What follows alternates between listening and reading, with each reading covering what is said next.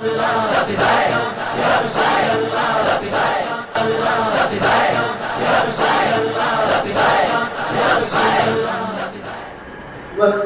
والسلام على أشرف الأنبياء والمرسلين وعلى آله وصحابه أجمعين أما بعد أعوذ بالله من الشيطان الرجيم بسم الله الرحمن الرحيم محمد رسول الله صلى الله عليه وسلم صدق الله العظيم وبلغنا رسوله النبي الكريم الكريم ونحن على ذلك لمن الشاهدين والشاكرين والحمد لله رب العالمين.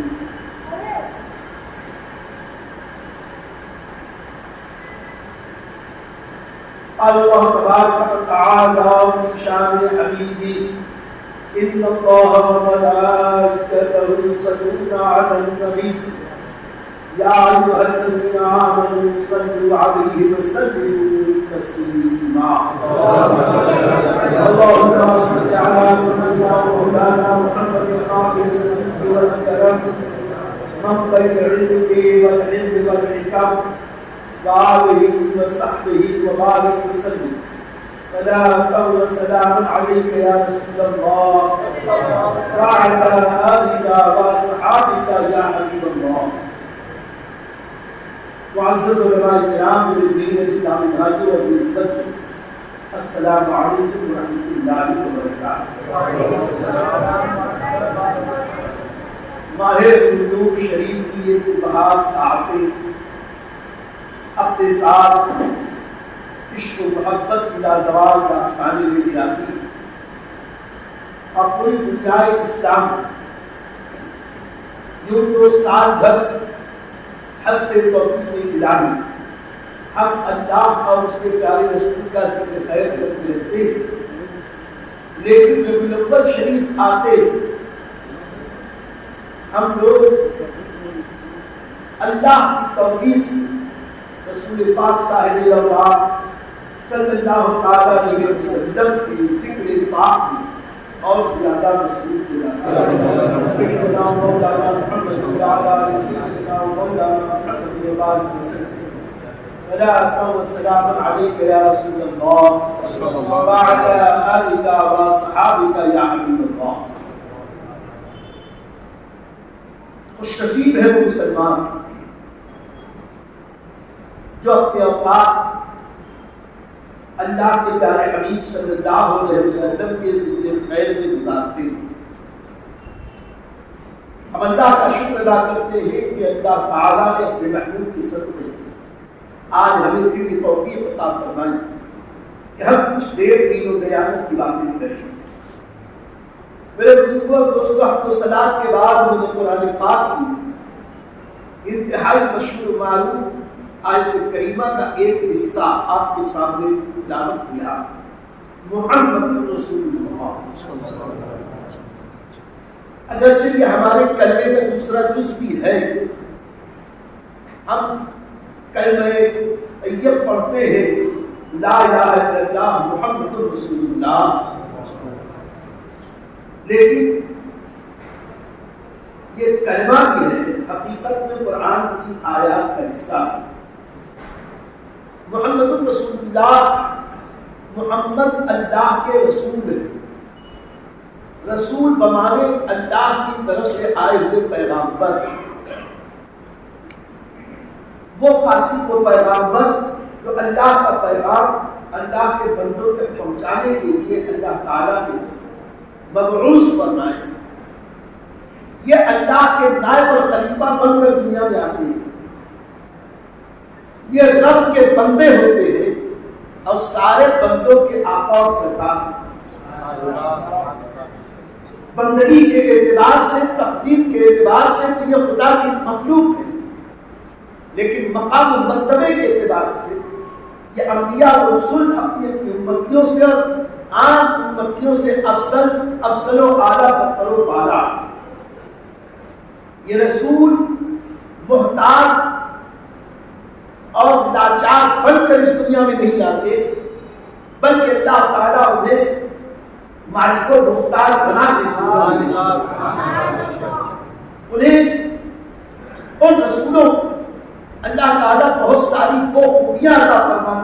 تمام لوگوں کو نہیں ملتا.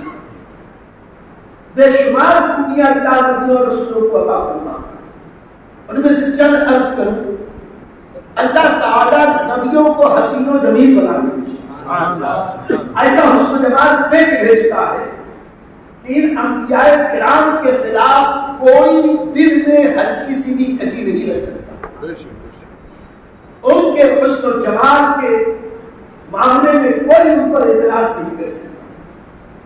یہ انبیاء و رسول وہ جو اخلاقی طور پر ہمیشہ بہترین اخلاق اور آداب والے ہوتے ہیں.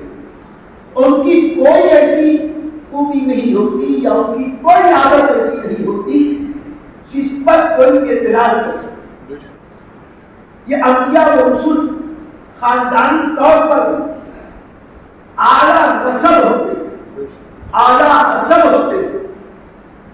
جس نبی کی تاریخ آپ اٹھا کے دیکھیں وہ اپنے زمانے میں خاندانی اعتبار سے بھی افضل و اعلیٰ برتر و بالا ہوتے. حسن و جمال میں بے مثال، فضل و کمال میں بے مثال، اخلاق و آداب میں بے مثال، جود و نوال میں بے مثال، فضل و کمال میں بے مثال، خاندان کے اعتبار سے بے مثال. ان کے اندر کوئی ایسی عادت ہوتی ہی نہیں، کوئی ایسی بات نہیں ہوتی کہ ظاہری طور پر کوئی ان پر اعتراض کر سکے. اللہ تعالیٰ ظاہری طور پر انہیں کامل اکمل بنا کر بھیجتا ہے، باطنی طور پر بھی وہ روحانیت کے تعلقات ہیں. اسی اعتبار سے جب نبیوں کی یہ عام نبیوں کی بات ہے تو جب نبی الانبیاء سید الانبیاء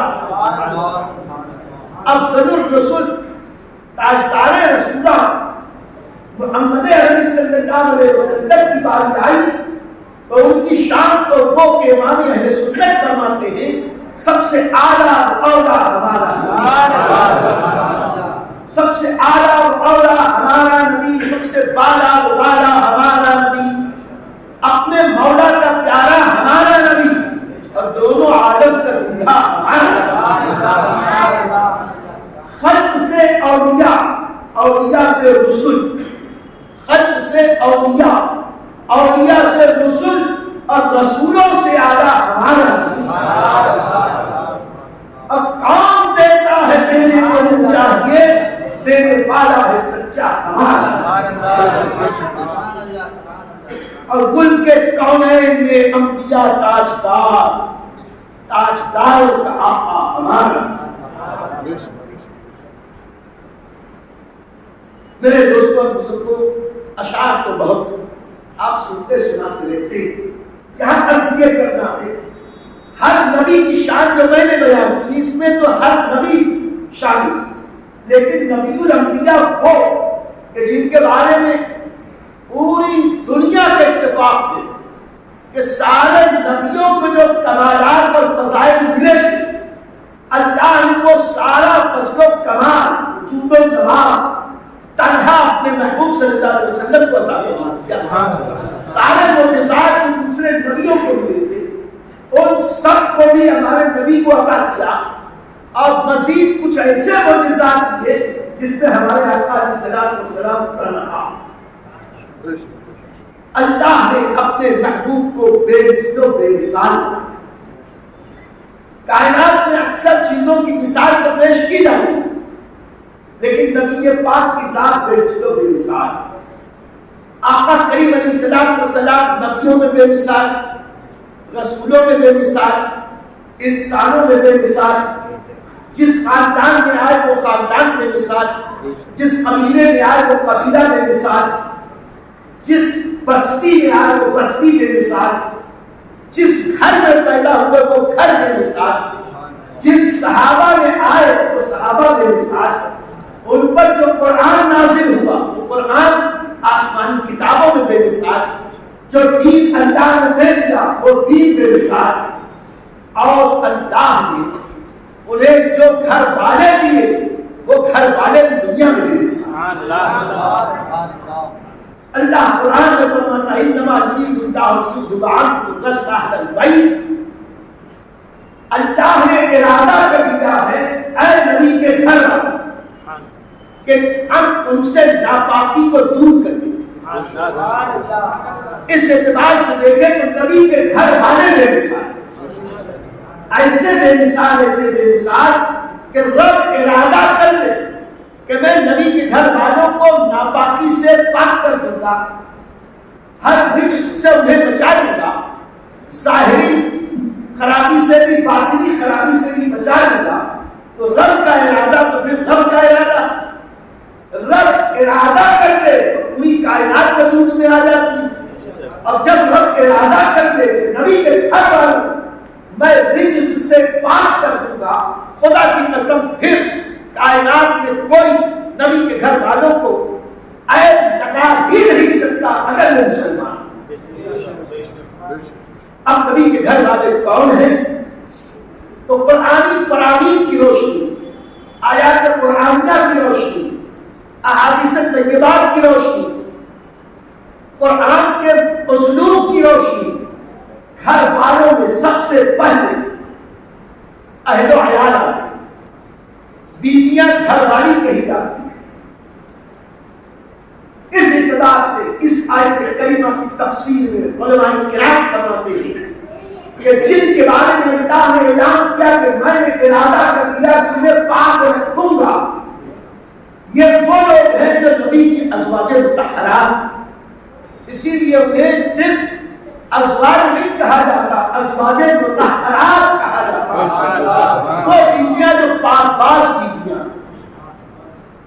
البتہ آقا کریم علیہ الصلوۃ والتسلیم نے اس کے معنی میں وسعت پیدا کرنے کے لیے جب یہ آیت کریمہ نازل ہوئی، اپنے قریب اپنی لاڈلی بیٹی حضرت بی بی فاطمہ زہرا کو طلب کیا، حضرت سیدنا علی مرتضیٰ کو طلب کیا، اپنے دونوں شہزادوں حسنین کریمین کو اپنے سانوں پہ بٹھایا اور ایک چادر مبارک لی، چادر نبوت کو ایسے اوڑھا کہ ان چاروں کو اپنی چادر طہارت میں آقا کریم نے سمو لیا اور ارشاد فرمایا یہ میرے گھر والے ہیں.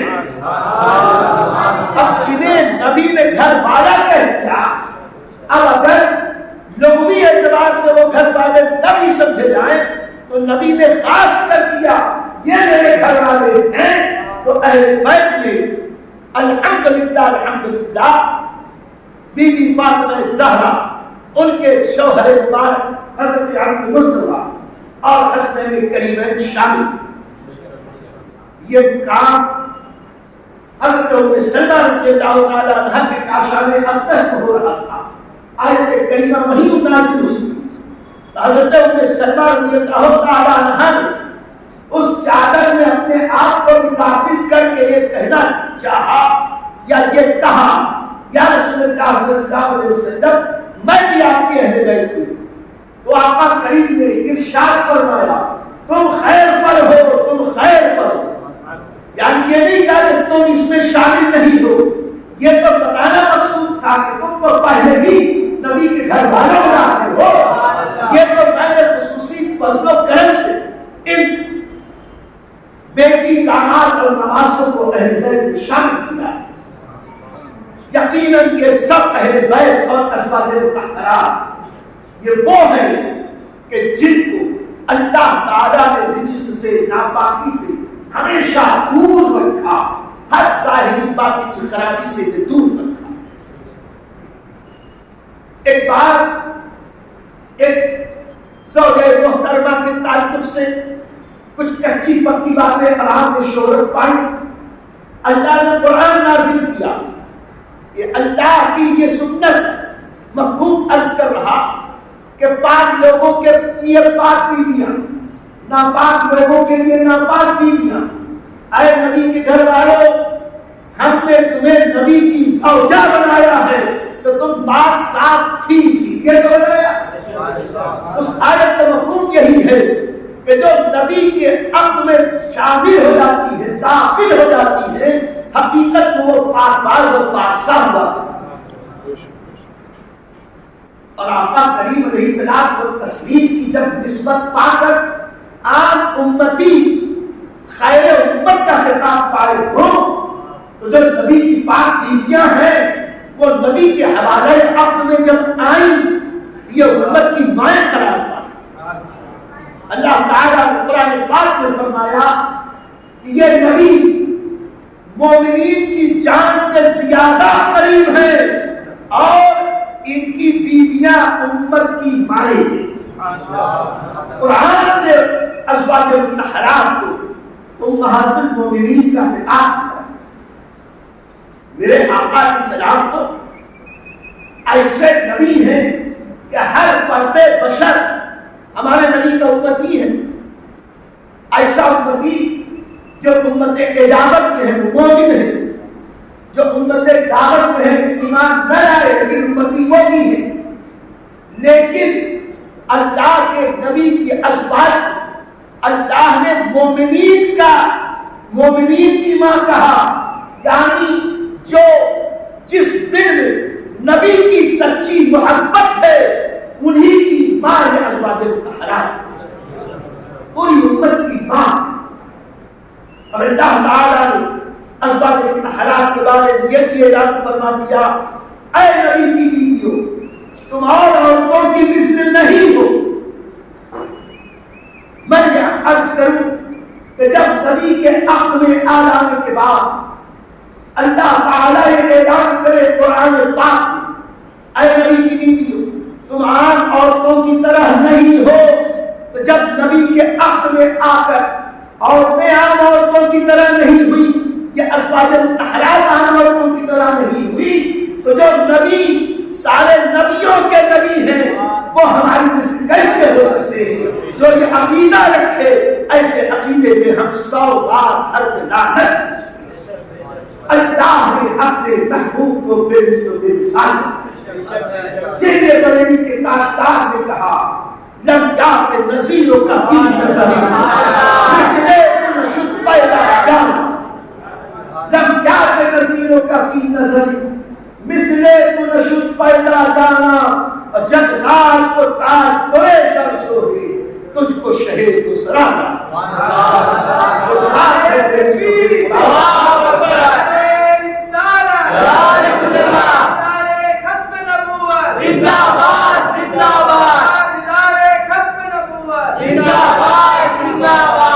عرض یہ کرنا کہ نبی کی ازواج مبارکہ عام عورتوں کی طرح نہیں، نبی کے ازواج پاک یہ امت کی ماں ہے، لیکن مسئلہ سمجھ، امت کی ماں ہونے کا کیا مطلب؟ امت کی مائیں یہ اعزاز و اکرام کی وجہ سے نہیں، ہر معاملے میں وہ امت کی ماں نہیں۔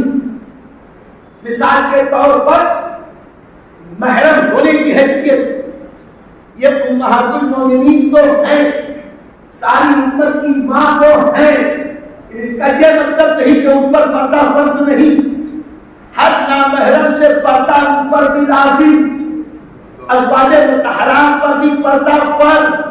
اور آقا کریم علیہ الصلوۃ والتسلیم نے قرآن کے فرمان کے بعد جب اللہ نے فرمایا اے نبی اپنی بیویوں اور اپنی بیٹیوں سے کہو پردے میں رہو، تو نبی پاک صلی اللہ علیہ وسلم نے باقاعدہ اپنی بیویوں کو بیٹیوں کو پردے کا حکم دیا، اور پھر اس میں اتنی سختی برتی، ایک بار ام المومنین اپنے مکان اقدس میں شہر پاک میں تھی، باہر ایک نابینا ساحر آئے اور نابینا نے سوال کیا، سائل تھے نبی پاک صلی اللہ علیہ وسلم پر جلوہ نما، تو یہ جو ام المومنین تھی وہ سامنے آئی، آقا علیہ الصلوۃ والسلام نے فرمایا کہ تمہیں نہیں پتا کہ پردہ فرض ہے،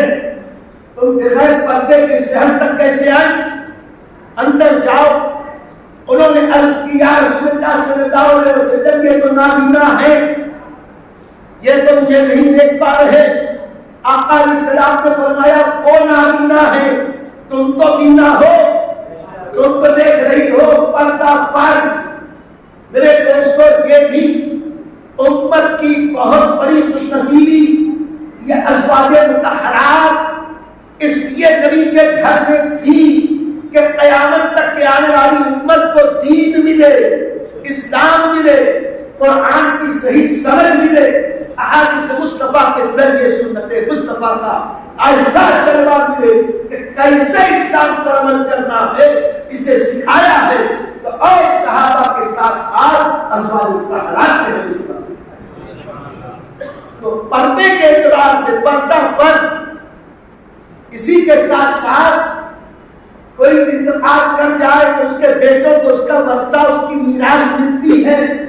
ازواج مطہرات کی تو پوری امت وارث قرار پائے، لیکن ماں تو ہے، یہ بیٹے نسبی بیٹوں کی طرح نہیں کہ ان کی جائیداد میں حصہ ملے۔ اسی طرح ساری نبی کی بیویاں امت کی مائیں ہیں، لیکن رسول پاک صلی اللہ علیہ وسلم کو کوئی یہ نہ کہے یہ ہمارے والد ماجد ہیں، یہ ہمارے ابا جان ہیں، کوئی یہ رشتہ نہ لگا دے۔ اسی طرح ازواج مطہرات کی بہنیں ہماری خالہ نہیں، ہماری ان کی رشتہ دار عورتیں، ان کے بھائی امت کے ماموں نہیں۔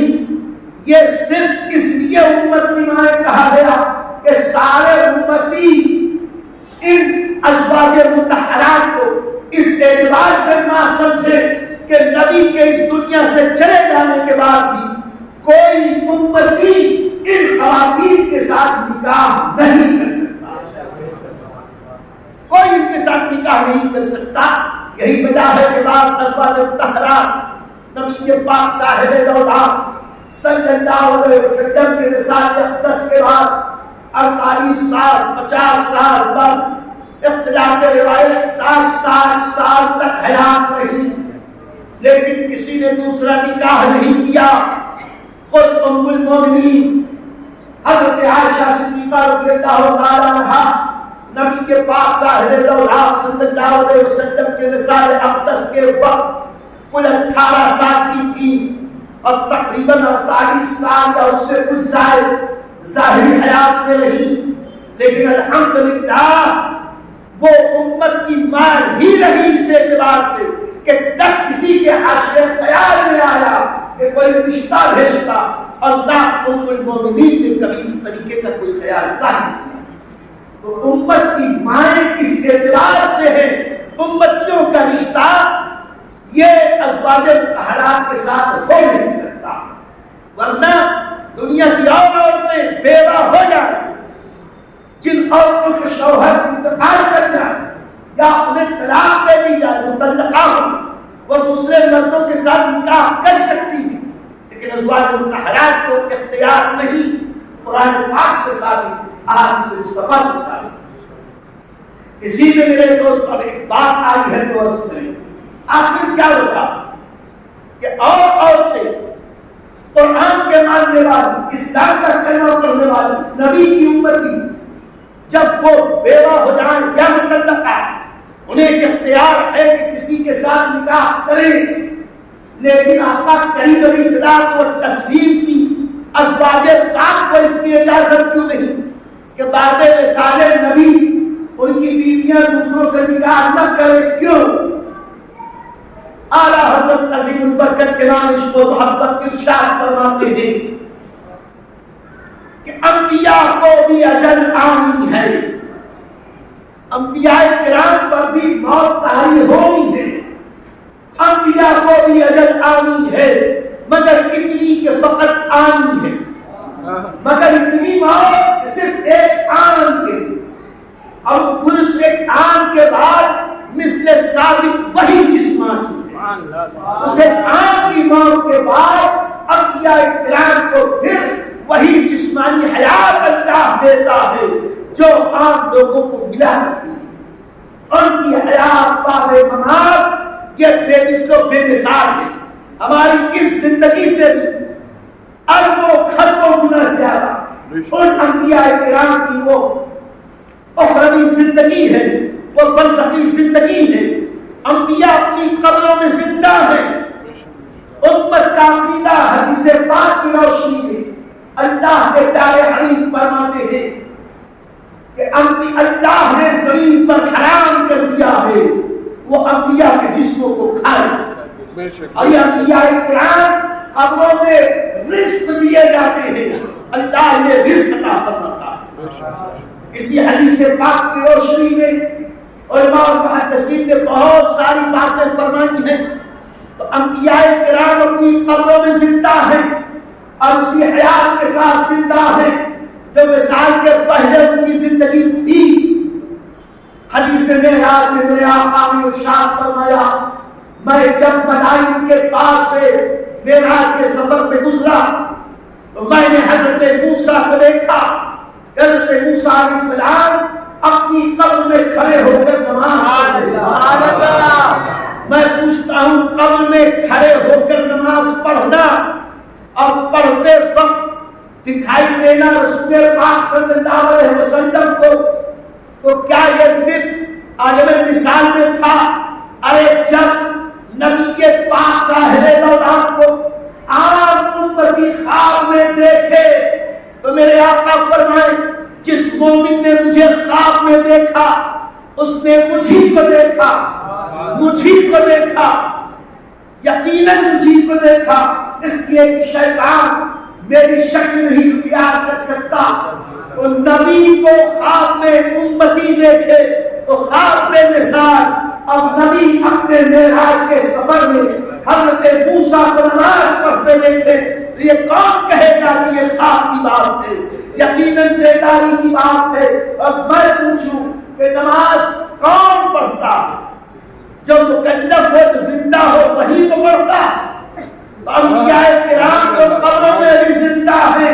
امام احمد رضا کی زبان میں تو زندہ ہے اللہ، تو زندہ ہے اللہ، میری چشم عالم سے چھپ جانے۔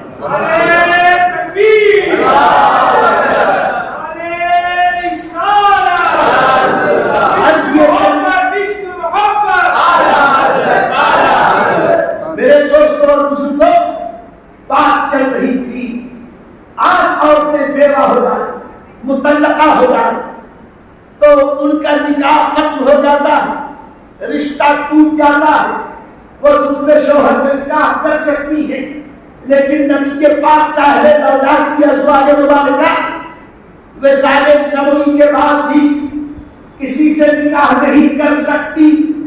تو اس راز کو بریلی کے تاجدار نے فاش کیا اور کہا ان کی ازواج کو جائز ہے نکاح، ان کا ترکہ بٹے جو فانی ہے، جو فانی ہے ان کی بیویوں کو نکاح کرنا جائز ہے۔ نبی تو کل بھی زندہ تھے، آج بھی زندہ ہے اور قیامت کی صبح تک زندہ رہیں گے۔ زندہ نبی کی بیویوں سے کیسے نکاح کیا جا سکتا ہے؟ ان کی ازواج کو جائز ہے نکاح، کن کی ازواج کو؟ ان کا ترکہ بٹے جو فانی ہے، ترکہ اس کا بٹتا ہے جو فانی ہوتا ہے۔ نبی وہ ہے کہ خود فرماتے ہیں نبیوں کی میراث تقسیم نہیں ہوتی، نبی میراث میں مال جائیداد درہم و دینار نہیں چھوڑتے۔ یہی وجہ ہے کہ نبی کے پاک کی ذاتی ملکیت میں باغ فدق تھا اور مدینے کی 7 زمینیں تھی اور باغات تھے۔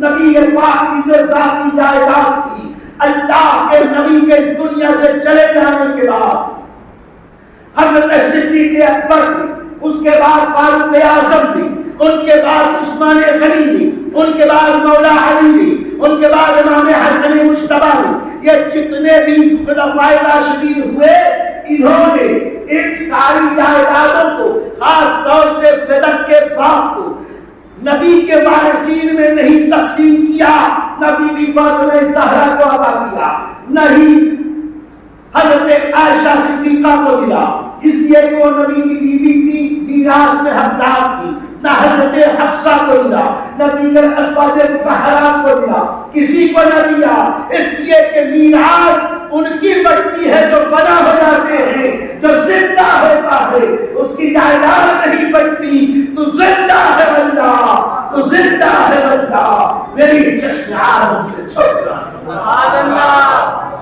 یہ ہے نبی کی گھر والی، یہ ہے نبی کی بیوی، ان کا کا مقام اتنا اونچا کہ نبی کی بیویوں کے لیے بہت ساری آیات موجود قرآن میں، بہت ساری آیات۔ آپ معمار ملت چینل کو سبسکرائب کریں، لائک کریں اور اپنے مفید مشوروں سے، کمنٹ سے، مثبت کمنٹ سے ہمیں نوازیں۔ آپ سے گزارش ہے کہ اس چینل کو زیادہ سے زیادہ سبسکرائب کریں تاکہ ہم ہمارے پیغام کو دنیا کے کونے کونے تک پہنچا سکیں۔